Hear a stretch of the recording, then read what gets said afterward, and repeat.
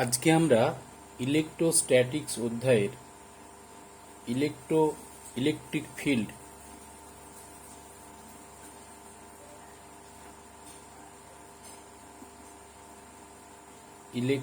Field and potential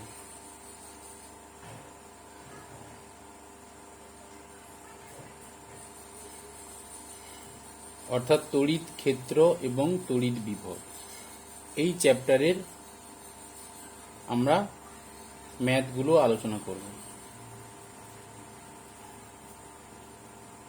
electric field and electric potential, তড়িৎ ক্ষেত্র এবং তড়িৎ বিভব এই চ্যাপ্টারের আমরা ম্যাথগুলো আলোচনা করব। তা আমরা একটা কঠিন পরিস্থিতির মধ্যে দিয়ে যাচ্ছি, যে লকডাউন চলছে, সমস্ত ছেলেরা স্কুল যেতে পারছে না, স্কুল বন্ধ। এইরকম একটা পরিস্থিতিতে টিচাররাও টিউশন বন্ধ করে দিয়েছে, যারা টিউশন পড়াতো তারাও বন্ধ করে দিয়েছে। তা বাধ্য হয়ে এইরকম একটা পরিস্থিতির মধ্যে আমাদের অনলাইনে যাতে ছাত্রছাত্রীরা পরিষেবা পায়, সেই কারণে আমার এই উদ্যোগ। যদিও আমি একজন প্রফেশনালি ইউটিউবার নই, তবু সমস্ত স্টুডেন্টদের তাদের সুবিধার জন্য বলছি, আমি আজকে যে বিষয়টা আলোচনা করছি বা ম্যাথগুলো আলোচনা করব স্টেপ বাই স্টেপ, সেটা তোমরা যদি নিয়মিত ফলো করো, আমার ইউটিউবটা লক্ষ্য করতে থাকো, তারা খুবই উপকৃত হবে। এবং তোমরা এই ইউটিউবটা অবশ্যই সাবস্ক্রাইব করবে, লাইক করবে, শেয়ার করবে, তাহলে আমি বেশি করে উৎসাহিত হব। খুব পরিশ্রম সাধ্য ব্যাপারে এইরকম একটা ভিডিও করে ইউটিউবে আপলোড করা, তা সবার সেই সহযোগিতা আমি চাইছি। তা আজকে মোটামুটি আমি শুরু করছি ইলেকট্রিক ফিল্ড অ্যান্ড পোটেনশিয়ালের ম্যাথ পোর্শনগুলো আমরা মেনলি তোমাদের দেখাবো। কারণ ইউটিউবে দেখবে তোমরা হয়তো যে অনেক চ্যাপ্টার ওয়াইজ অনেক ভিডিও পেয়ে যেতে পারো। আমি পরবর্তীকালে ভিডিওগুলো হয়তো চ্যাপ্টার ওয়াইজ থিওরিগুলো আমি ইউটিউবের মধ্যে ইনক্লুড করব। কিন্তু যেটা বড় সমস্যা, যে ছেলেমেয়েরা ম্যাথমেটিক্সের জায়গাটা খুব একটা ইউটিউবে পাচ্ছে না। সেই উদ্যোগটা আমি নিলাম যাতে ওয়েস্ট বেঙ্গল বোর্ডের সমস্ত ছাত্রছাত্রীরা সেই সুযোগ সুবিধাটা পায়। তাই আমি এটাকে বেছে নিলাম যে ম্যাথ পোর্শনগুলোকে আমি তোমাদের ইউটিউবের মধ্যে ছাড়বো। এবং যারা আমার স্টুডেন্ট কিংবা যেসব স্টুডেন্টদের পরিচিত কেউ আছে যারা হয়তো সেই সুযোগ সুবিধাগুলো পাচ্ছে না, টিচার পাচ্ছে না, পড়ার সমস্যার মধ্যে পড়েছে, আমার এই ইউটিউবগুলো দেখলে হয়তো তারা অনেকটা উপকৃত হবে। তা আমি এখন শুরু করব mainly electric field and potential. এই চ্যাপ্টারটাতে ম্যাথ করতে গেলে আগে সূত্রগুলোকে জানতে। প্রথম হচ্ছে আমাদের কুলম্বের সূত্র, যে আমরা শিখেছি এফ সমান Q1 Q2, দুটো বিন্দু আধান, তাদের মধ্যে দূরত্ব যদি আর হয় তখন এই সূত্রটা আমরা পেয়েছি। এটা আমরা সিজিএস পদ্ধতিতে বলতে পারি, সিজিএস পদ্ধতিতে। 2 নম্বর কি, এফ সমান যদি আমরা এসআই পদ্ধতি দেখি, তাহলে দুটো বিন্দু আধান, তখন সেটা হচ্ছে অন্য কোনো মাধ্যম থাকলে তখন 4 পাই এপসাইলন আর স্কোয়ার, বা এটাকে আমরা লিখতে পারি এইভাবে Q1 Q2 ডিভাইডেড বাই 4 পাই, শূন্য মাধ্যম হলে এপসাইলন 0 আর স্কোয়ার। এগুলো এসআই পদ্ধতির ক্ষেত্রে। যখন ইলেকট্রিক ফিল্ডে আসছি, তখন ইলেকট্রিক ফিল্ডের ক্ষেত্রে তখন সূত্রটা আমরা যদি দুটো বিন্দু আধানের কিউ ধরে নিই, Q1 Q2 সমান কিউ, তখন হয়ে যাচ্ছে Q into Q divided by 4 pi epsilon 0 r square. Electric field ইন্টেন্সিটির ক্ষেত্রে সেই সূত্রটা হবে ই, এফ না লিখে আমরা ই লিখব, কারণ একটা আধানের মান 1 হয়ে যায়। একক আধানের উপর ক্রিয়াশীল বল, ধনাত্মক আধানের উপর ক্রিয়াশীল বল, তখন সেটা হয়ে যাবে 4 পাই এপসাইলন 0 আর স্কোয়ার। তাহলে এই দুটোর মধ্যে যদি সম্পর্ক স্থাপন করি, তাহলে তখন চলে আসছে কত, এফ সমান কিউ ইন্টু ই। এই সমীকরণগুলো কিন্তু খুবই কাজে লাগবে আমাদের ম্যাথ করার ক্ষেত্রে। তাই ম্যাথটাকে করতে গেলে আগে সূত্রগুলোকে জানতে হবে। এবারে আমরা যেটা আসবো, এফ সমান কিউ ইনটি হলো, তাহলে আধান ইন্টু ইলেকট্রিক ফিল্ড ইন্টেন্সিটি। এই সূত্রগুলোকে আমাকে জানতে হবে। তারপরে কোন সূত্রটা জানবো, যে দ্বিমেরু ভ্রামক পি সমান কিউ ইন্টু টুয়াইজ এল। টুয়েলটা হচ্ছে দুটো আধানের মধ্যে দূরত্ব, আর কিউটা হচ্ছে আধানের মান। তাহলে এরপরে 8 নম্বর কি হচ্ছে, দ্বিমেরুর অক্ষের উপর অবস্থিত বিন্দুতে ইলেকট্রিক ফিল্ড ইন্টেন্সিটি, সেটা কত হবে, 2p divided by 4 pi epsilon 0 r square minus L স্কোয়ারের হোল স্কোয়ার। এখান থেকে আমাদের 2p r এটা থাকে। তাহলে আরটা হচ্ছে দ্বিমেরুর মধ্যবিন্দু থেকে যেখানে একক ধনাত্মক আধান রাখা আছে সেই পর্যন্ত দূরত্ব, পিটা দ্বিমেরু, আর এপসাইলন 0 শূন্য মাধ্যমে তড়িৎ ভেদ্যতা, এলটা হচ্ছে দ্বিমেরুর মধ্যে দূরত্ব, আমরা 2l ধরেছি, তার অর্ধ মানে মধ্যবিন্দু থেকে যে কোনো একটা আধানের মধ্যে দূরত্ব হচ্ছে এল। 9 নম্বর, যদি ইলেকট্রিক ফিল্ড ইন্টেন্সিটিটা আমাদের সমীকরণটা পাবো কখন, যদি লম্ব সমদ্বিখণ্ডকের উপর অবস্থিত কোনো বিন্দুতে একক ধনাত্মক আধান থাকে, তখন সেটা হচ্ছে p/4 epsilon 0 r square plus L স্কোয়ারের 3/2। এই সমীকরণগুলো আমাদের কাজে লাগবে। কিংবা আমরা যখন পড়েছি টর্কের ক্ষেত্রে পেয়েছি কত, টাও সমান পেয়েছি পিই সাইন থিটা।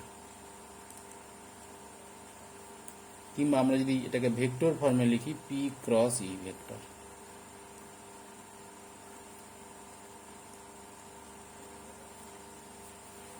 কার্য যদি বের করি, কার্য টর্ক থেকে কার্য বের করি, তাহলে কার্য বের করলে কত হচ্ছে, পিই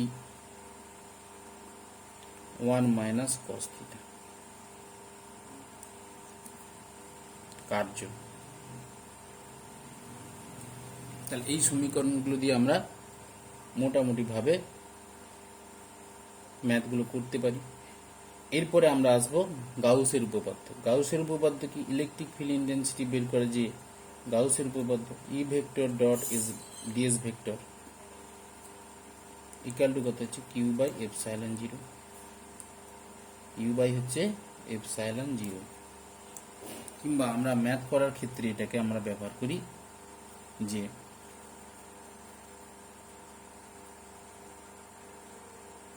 ই into S phi equal to E into S, কিংবা ফাই ইকুয়াল টু কত হচ্ছে, E vector dot S vector. এভাবেও আমরা পেতে পারি। ফাইটা হচ্ছে কি, ফাইটা হচ্ছে আমাদের তড়িৎ ফ্লাক্স, ইটা ইলেকট্রিক ফিল্ড ইন্টেন্সিটি, এসটা হচ্ছে আমাদের ক্ষেত্র vector.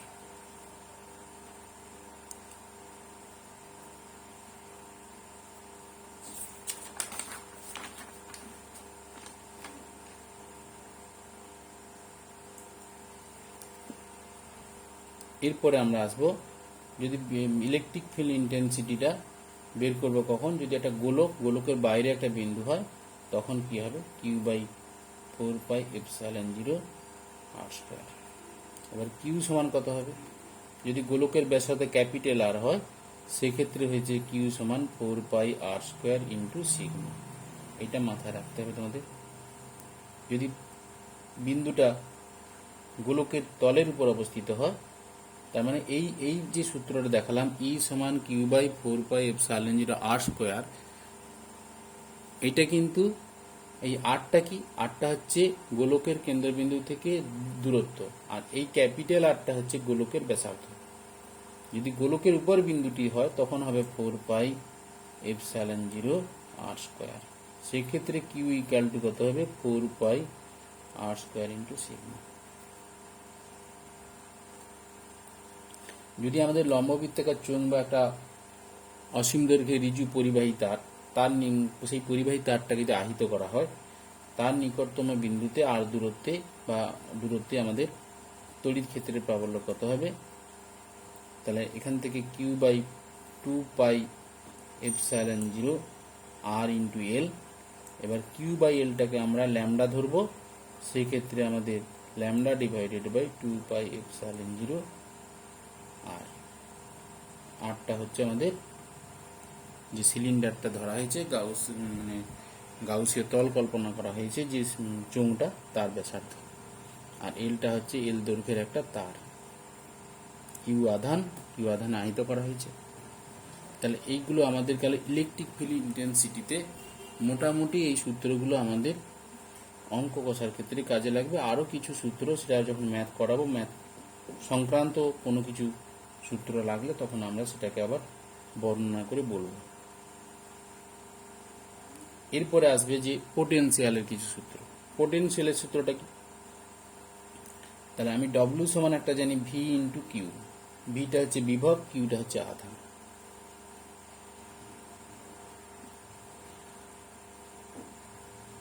V into Q, V potential, কিউটা হচ্ছে আমাদের আধান, আর ডব্লিউটা হচ্ছে কার্য। এবং ইলেকট্রিক ফিল্ডের সঙ্গে বিভবের সম্পর্কটা কি হচ্ছে? ভি সমান ই ইন্টু ডি হতে পারে, ডিভি সমান কত হতে পারে? মাইনাস ই ইন্টু ডিএক্স হতে পারে। তাহলে ই সমান কত হবে? মাইনাস ডিভি বাই ডিএক্স, এই সম্পর্কটা হতে পারে। ই সমান minus DV by DX. 3 dimension হলে তখন কি হবে? ই সমান হচ্ছে মাইনাস গ্রেডিয়েন্ট অফ বি। তাহলে del of del X I cap, del of del Y J cap, del of del Z K cap, বাইরে ভি থাকবে মাইনাস। তাহলে মাইনাস হবে del V by del X I cap minus del V by del Y J cap del V by del Z K cap. তাহলে এই সূত্রগুলো লাগবে। 23, যদি স্থিতিশক্তির রাশিমালা, স্থিতিশক্তির রাশিমালা কি হবে? Q1 Q2 divided by KR, Q2 Q3 divided by KR বা KA হতে পারে, ডিস্টেন্স যেমন ভাবে বলবো। কিউ তাহলে 1 2 2 3 3 1, ত্রিভুজের 3টে বিন্দুতে যদি 3টে আধান থাকে, Q1 Q2 Q3, Q1 Q2 Q3, তখন আমাদের স্থিতিশক্তির রাশিমালা এটা হবে। যদি কোনোটা মাইনাস থাকে তাহলে সেই আধানের আগে মাইনাস বসবে। যদি এটা মাইনাস থাকে তখন, যদি মাইনাস থাকে তখন মাইনাস, বা 3টের মধ্যে একটা মাইনাস আছে Q2 Q3, তখন মাইনাস Q1 Q2 KR। এটা আর যদি প্রত্যেকটা বাহু দৈর্ঘ্য সমবাহু ত্রিভুজ হয়, তাহলে এটা কত হচ্ছে? Q2 Q3 KR প্লাস কত হবে? মাইনাস Q1 ইন্টু 1 2 2 3 3 1, ঠিক আছে। তাহলে এখান থেকে Q3 ডিভাইডেড বাই KR, এই সূত্রটা হতে পারে। তাহলে এইগুলো হবে। 24 কি আমাদের 24 নম্বর যে সূত্রটা, সেটা হচ্ছে আমাদের half mv square equal to Q into V. যদি কোনো একটা আধানগ্রস্ত পার্টিকেল ভি বেগে এম ভর সম্পন্ন আধানগ্রস্ত পার্টিকেল বা কণা যদি ভি বিভব পার্থক্যের মধ্য দিয়ে গতিশীল হয়, তখন এই সূত্রটা half mv square equal to Q into V. ভিটা পোটেনশিয়াল, কিউটা হচ্ছে আধান, ভিটা স্মল ভিটা হচ্ছে আধানের বেগ, আর এমটা হচ্ছে আধানের ভর। মেনলি এই সূত্রগুলো দিয়ে কিন্তু আমরা মোটামুটিভাবে ইলেকট্রিক ফিল্ড অ্যান্ড পোটেনশিয়ালের ম্যাথগুলো করব। তাই তোমাদের আগে আমরা কি করলাম, সূত্রগুলো জানিয়ে দিলাম। ফার্স্ট যে ভিডিওটা আমি করলাম, তোমরা সূত্রগুলোকে ভালো করে অবজারভেশন করো, সূত্রগুলোকে ভালো করে অভ্যাস করো। এই সূত্রগুলো যদি ভালো করে শিখে নিতে পারো, তাহলে কিন্তু ম্যাথ করার সময় কোন সূত্রটা কখন ইউজ করছি সেটা তো আমরা অবশ্যই বলবো, তার সাথে সাথে কিন্তু তোমরা ম্যাথগুলো করতে থাকবে।